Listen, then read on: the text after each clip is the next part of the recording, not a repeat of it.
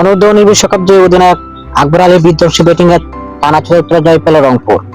তাতে পয়েন্ট টেবিলে শীর্ষস্থানে রয়েছে রংপুরের দখলে। 29 বলে গড়া আকবরের অপরাজিত 68 রানের ইনিংসে রাজশাহীর ছুড়ে দেওয়া 190 রানের বিশাল লক্ষ্য 2 ওভার হাতে রেখে টপকে গেছে রংপুর। সিলেট আন্তর্জাতিক ক্রিকেট স্টেডিয়ামে আগে ব্যাট করতে নেমে হাই স্কোরিং ম্যাচে রাজশাহী জড়ো করে 189 রান। নির্ধারিত 20 ওভারে 8 উইকেট খুইয়ে এই প্রতি জড়ো করে নাজমুল হোসেন শান্তর দল।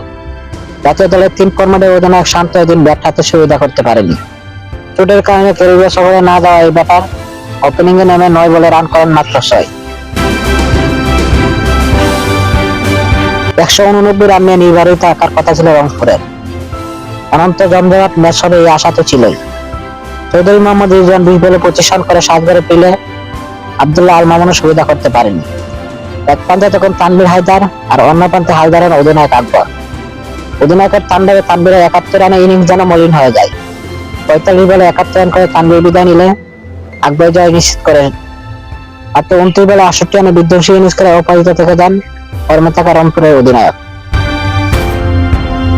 তাইজুলের মতো বোলারকে কচুকাটা করে আকবর ইনিংস সাজান 4টি 4 ও 6টি ছক্কায়। স্ট্রাইক রেট ছিল 234। মাঠ ছাড়েন জয় নিশ্চিত করে। তখন হাতে আছে 2 ওভার 7 উইকেট। 4 ওভার বল করে এদিন 62 রান খরচায় তৃতীয় অভিজ্ঞ হয় তাইজুল ইসলামের।